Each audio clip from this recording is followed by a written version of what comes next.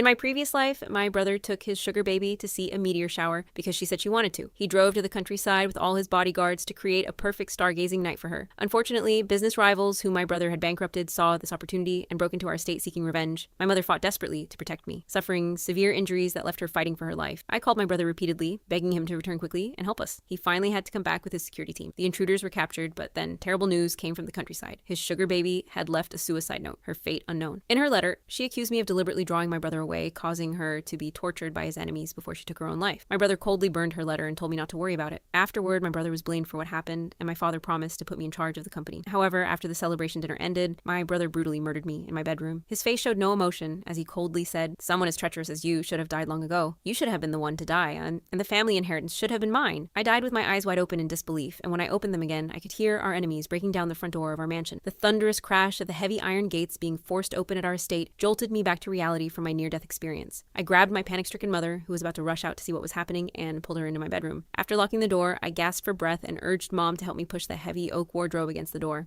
"Mia, what are you doing? We have security guards. What are you afraid of?" My mother, Marianne, looked at me in confusion, though she couldn't hide the terror in her eyes. She didn't know yet that my brother James had taken all the bodyguards with him for his beloved girlfriend. "Mom, James took all the security with him. It's just the two of us in the house now." I gritted my teeth, using every ounce of strength to push the wardrobe. The heavy oak made a spine-chilling scraping sound as it left deep scratches across the hardwood floor. Marianne froze, unable to believe that my usually responsible brother would do something so reckless. Given our family's wealth, security had always been a top priority. How could all the guards possibly leave at once? But seeing my pale face, she had no choice but to believe me. "Quick, call your brother and tell him to come back immediately," Marianne urged, her voice shaking. I remained silent, eyes fixed on the door, barely blocked by the wardrobe. With trembling fingers, I dialed 911, briefly explaining our situation and address. I couldn't trust James to be our first line of rescue, especially since in my previous life, he had returned too late, causing my mother to miss the critical treatment window and die. After hanging up, my heart sank. Recent heavy snowfall had blocked the roads, and our hillside estate was quite a distance from the nearest police station. I dreaded to imagine what might happen before the police arrived. Bang! A violent crash shook the door. I instinctively pressed my body against the wardrobe as fear rushed through me. Just then, Marianne's call to James connected. "James!